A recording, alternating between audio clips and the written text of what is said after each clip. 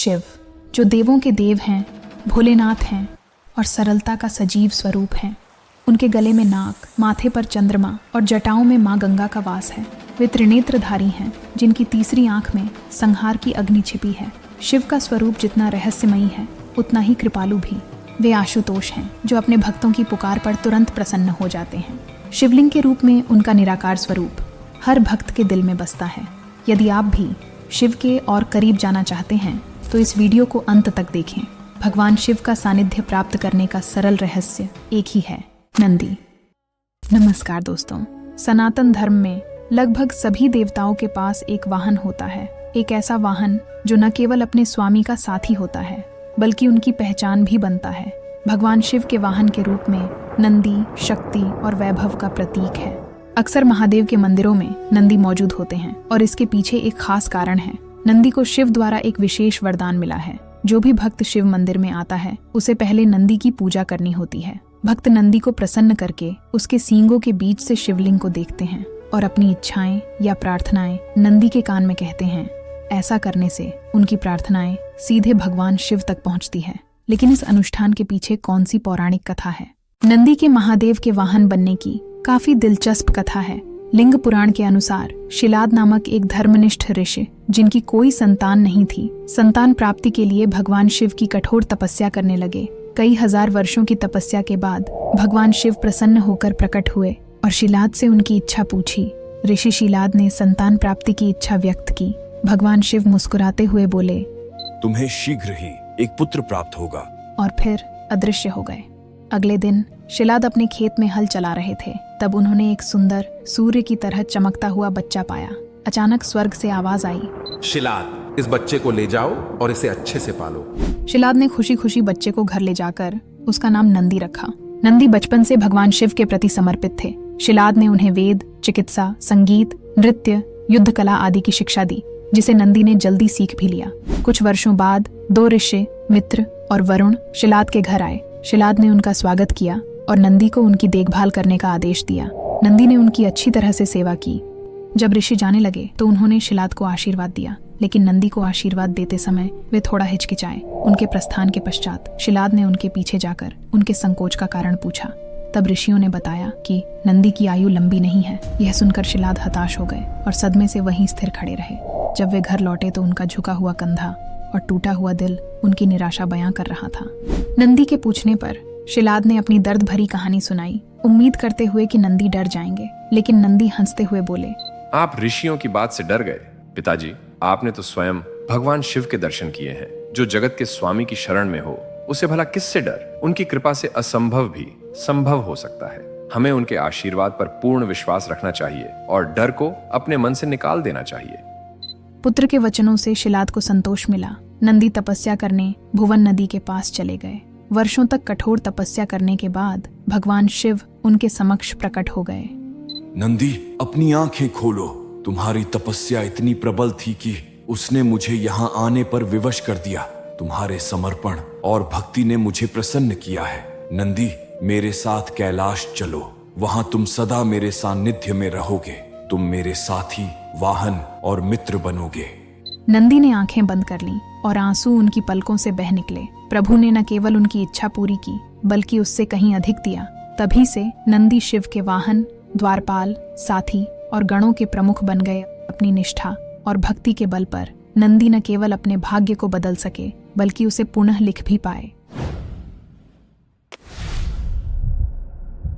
समुद्र मंथन के दौरान वासुकी के शरीर के निरंतर मंथन से घातक विष उत्पन्न हो गया, जिसने पूरे समुद्र को विषैला बना दिया।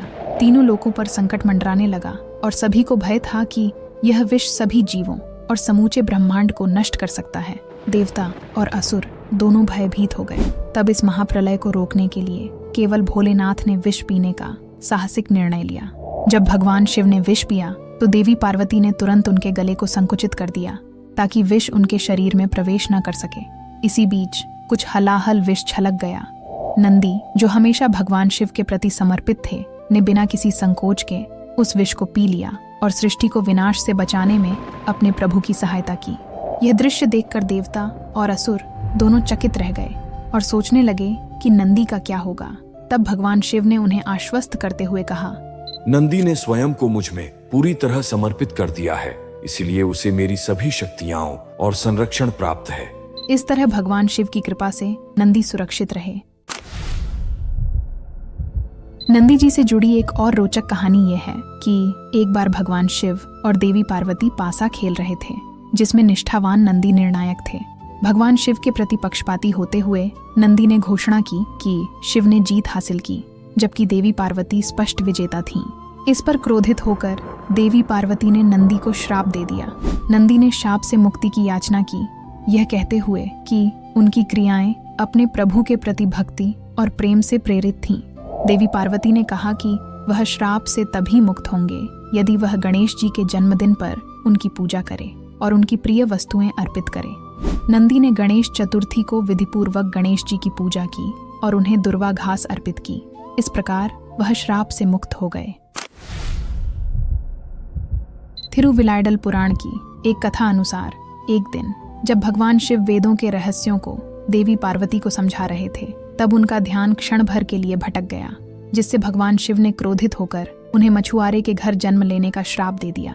नंदी, जो इस दिव्य युगल को मिलाने के लिए दृढ़ थे, एक बड़े मछली के रूप में अवतरित हुए और समुद्र में उत्पात मचाया, जहां देवी पार्वती रहती थीं। इससे मछुआरों का जीवन प्रभावित हुआ। अंत में पार्वती के पिता, जो मछुआरों के प्रमुख थे, ने घोषणा की कि वह उस आदमी से अपनी पुत्री का विवाह करेंगे जो इस बड़ी मछली को पकड़ेगा। देवी पार्वती अपनी अपूर्व सुंदरता के लिए प्रसिद्ध थीं और उनकी इस सुंदरता की चर्चा मछुआरा जनजातियों में भी फैली हुई थी। इस वजह से बड़ी संख्या में युवा मछुआरे वहां पहुंच गए। उन्होंने मछली को पकड़ने का प्रयास किया, लेकिन सभी प्रयास असफल रहे। दरअसल वह मछली कोई और नहीं बल्कि नंदी जी ही थे, जो हार मानने को तैयार नहीं थे। कैलाश में विराजित महादेव यह सब देख रहे थे और उन्होंने नंदी की लीला को पहचान लिया। मुस्कुराते हुए भगवान शिव मछुआरे के रूप में प्रकट होते हैं। नंदी ने अपने स्वामी के प्रति पूर्ण विश्वास और भक्ति दिखाते हुए आत्मसमर्पण कर दिया। इस प्रकार नंदी के त्याग और भक्ति की वजह से देवी पार्वती और भगवान शिव का पुनर्मिलन हुआ। एक बार लंकापति रावण भगवान शिव के निवास कैलाश पर्वत में प्रवेश करने का प्रयास कर रहे थे, लेकिन नंदी, जो शिव के परम भक्त और कैलाश के द्वारपाल थे, ने उन्हें प्रवेश से रोक दिया। जब रावण ने नंदी से कारण पूछा तो नंदी ने बताया कि भगवान शिव और देवी पार्वती फिलहाल अपनी दिव्य क्रीड़ा में लीन हैं और किसी को भी विघ्न डालने की अनुमति नहीं है। क्रोधित होकर रावण ने नंदी को अपमानित करते हुए उन्हें वानर कहा। अपने घमंड में रावण ने कैलाश पर्वत को उठाने का प्रयास किया। यह देखकर नंदी ने क्रोध में आकर रावण को श्राप दिया। तुम्हारे अहंकार और दुष्टता का अंत उन्हीं वानरों के कारण होगा जिनका तुमने अपमान किया है। दोस्तों, यह श्राप सालों बाद रामायण में सत्य सिद्ध हुआ, जब हनुमान जी के नेतृत्व में वानर सेना ने रावण की पराजय में प्रमुख भूमिका निभाई। एक बार जब गणेश जी ने अपनी माता पार्वती के आदेश का पालन करते हुए भगवान शिव को कैलाश में प्रवेश करने से रोक दिया, तब व्याकुलता में शिव ने उनका सिर काट दिया। अपनी गलती का एहसास होते ही शिव गहरे दुख में डूब गए और अपने पुत्र को पुनर्जीवित करने का संकल्प लिया। उन्होंने अपने सबसे भरोसेमंद और निष्ठावान साथी नंदी को बुलाया और उनसे मार्ग में मिलने वाले पहले पशु का जीवित सिर लाने का कठिन कार्य सौंपा। नंदी, जो हमेशा अपने प्रभु के प्रति वफादार रहे हैं, बिना किसी हिचकिचाहट के इस कठिन यात्रा पर निकल पड़े। मार्ग में देवराज इंद्र ने नंदी को रोकने की कोशिश की और अपनी सेना से उस पर तीरों की बौछार करवा दी, लेकिन नंदी ने साहस और अडिग निष्ठा के साथ उन हमलों का सामना किया। जब नंदी ने इंद्र के विशाल और शक्तिशाली हाथी ऐरावत को देखा तो उन्होंने निडर होकर उसका सामना किया और साहस पूर्वक उसका सिर काट लिया। विजयी नंदी हाथी का सिर लेकर शिव के पास लौट आए। शिव ने वह सिर गणेश जी के शरीर पर लगाकर उन्हें पुनर्जीवित किया और इस प्रकार गणेश फिर से जीवित हो गए।